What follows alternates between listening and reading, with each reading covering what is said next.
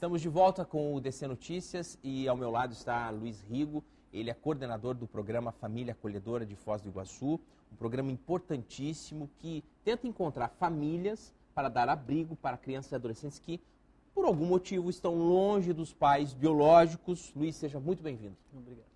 Luiz, amanhã tem mais uma reunião. Exatamente. Para começar 2015 com novos candidatos. Como que funciona? Isso mesmo. Boa tarde a todos. Amanhã nós faremos uma reunião às 18h30 para toda a comunidade que está interessada em se candidatar a ser família acolhedora. Onde vai ser? Vai ser na Associação Fraternidade Aliança, a AFA. É ali no Porto Meira, fica bem atrás do Caíque do Porto Meira. É Rua Boa Esperança, número 56.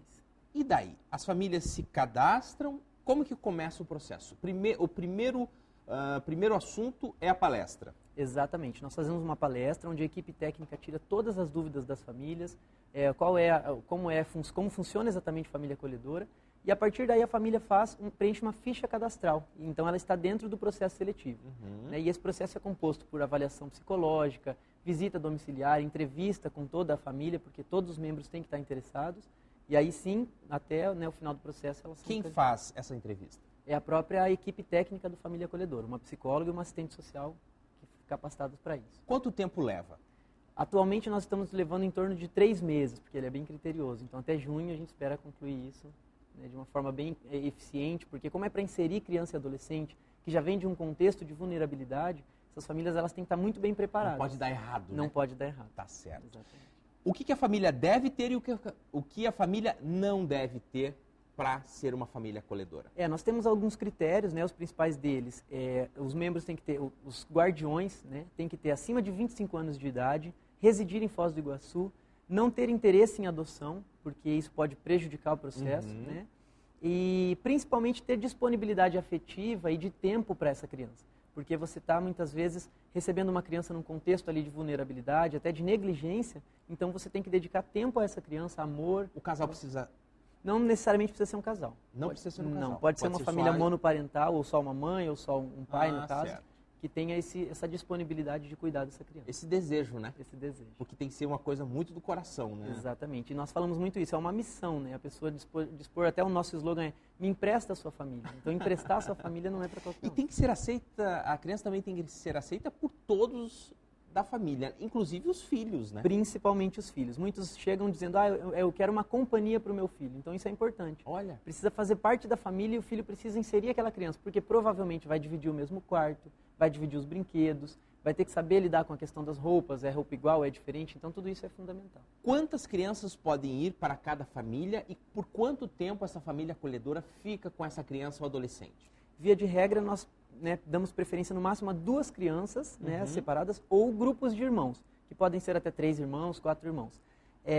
O tempo geralmente é de 6 meses até no máximo 2 anos. Espera-se que em 6 meses a gente consiga devolver essa criança para a família de origem. Esse é o intuito do programa, né? Devolver para que os pais possam ter de volta os seus filhos. Perfeito. O Família Acolhedora, na realidade, ele só cuida temporariamente, a gente fala, né? Empresta a família temporariamente, mas o foco mesmo é que seja feita a reinserção familiar. Então, o pai, a mãe, a avó, algum tio, geralmente conseguimos bons resultados. Nesse período que está com a AFA, que nós estamos executando, nós tivemos um caso de reinserção e temos outros casos que estão sendo trabalhados, porque a família ela precisa ser toda reorganizada, né? Às vezes é uma situação de drogadição, é uma negligência, isso não se resolve da noite para o dia.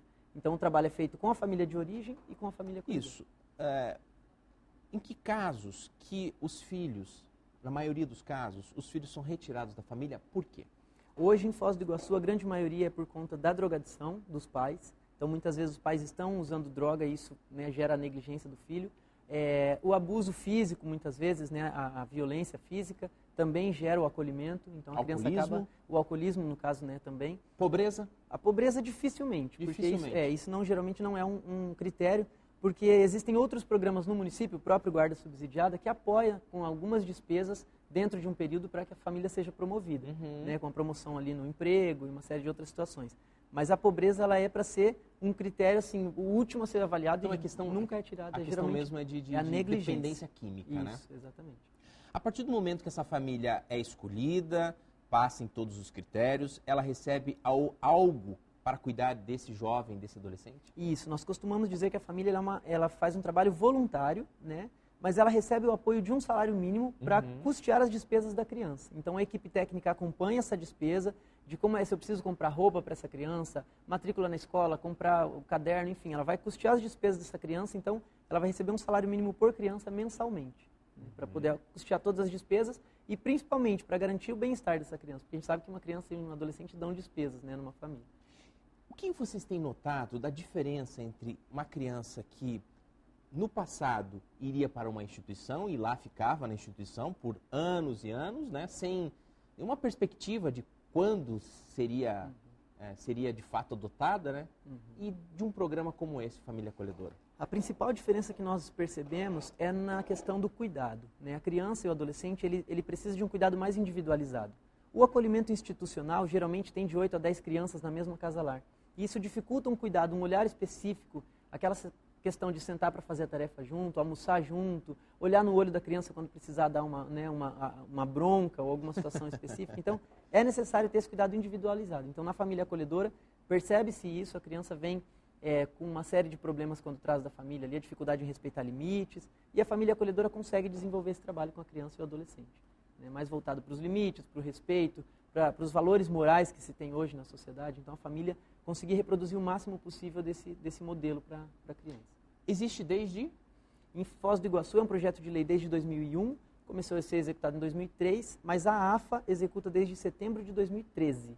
Então, pelo retorno que vocês têm nesses 2 anos aí, desses adolescentes e dessas crianças, o que mudou na vida quando elas estavam com a família que tinha um problema e estão com uma família agora que consegue fazer esse acolhimento para a criança?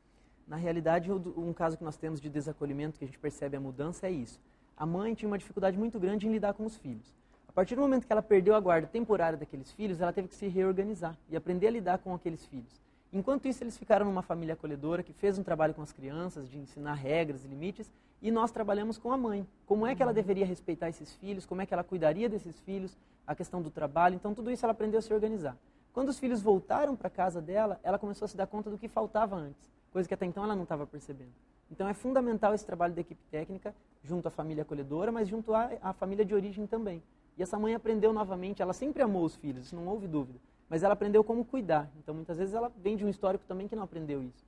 E aí é feita essa reorganização. Muitas vezes, os problemas se repetem na família. Exatamente. De geração em geração, né? Exato. O que precisa é romper com isso, e daí a importância desse programa, de você apoiar esse programa, saber mais desse programa e até mesmo se candidatar a ser uma família acolhedora.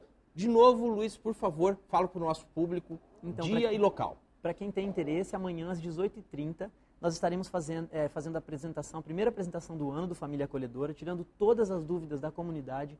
Qualquer pessoa pode comparecer, tirar as dúvidas. Tem até o telefone aí, né? Isso, nós temos ali o endereço da AFA, né, que é ali atrás do CAIC do Porto Meira, não é difícil de encontrar.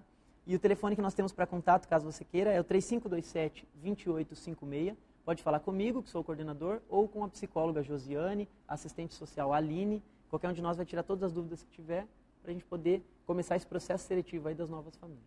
Eu conversei aqui com o Luiz Rigo, coordenador do programa Família Acolhedora no município de Foz do Iguaçu. Obrigado, Luiz, por ter vindo aqui, obrigado por trazer esses esclarecimentos para os nossos telespectadores do DC Notícias. Eu que agradeço a oportunidade. Tá certo. Bom, e vamos falar de tempo agora. A previsão é de chuva nos próximos dias. Vamos ver.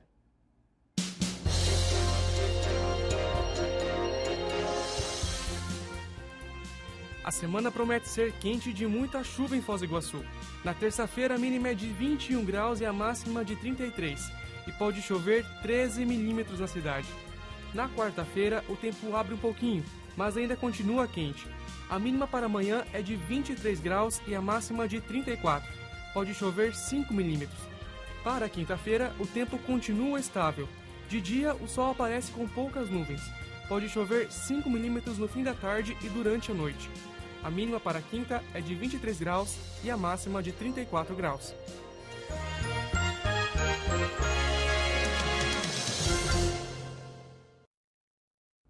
Anote aí na sua agenda, nesta quarta-feira o Sebrae realiza o seminário Desafios do Crescimento. O tema é Desenvolvimento e Crescimento da Empresa Familiar. As palestras serão realizadas das 7 às 11 horas da noite no centro de eventos do Hotel Golden Tulip. É voltado para empresários de pequenas empresas e de qualquer setor. As vagas para participação do seminário são limitadas, viu, pessoal? As inscrições podem ser feitas de graça pelo telefone 0800 570 0800. E agora uma dica para quem está atrás de formação profissional: o patronato abriu inscrições para um curso. Cada curso, ao total, vai ofertar 40 vagas. E são cursos muito bons, profissionalizantes, para o pessoal estar entrando aí no mercado de trabalho futuramente. Esses cursos, as pessoas elas vão ganhar algum tipo de diploma, algum certificado? Sim, são certificados pelo Senai. Todos os professores são do Senai, só o curso acontece lá no Centro Comunitário da Vila Seca. E esse curso é para a comunidade toda ou vai haver alguma seleção? Não, é para a comunidade toda. A gente faz as inscrições aqui no patronato, a pessoa traz toda a documentação necessária, a gente faz a inscrição, os 20 primeiros que vier, eles vão ser colocados no curso. Tem algum custo a inscrição? Não, esses cursos que oferecidos aqui no patronato, todos são gratuitos. A gente vai para o intervalo, mas daqui a pouquinho você vai ver Foz encara o Atlético nesta quinta-feira. E o espetáculo que trouxe a família da Peppa Pig aqui para o Teatro do Colégio Dinâmica.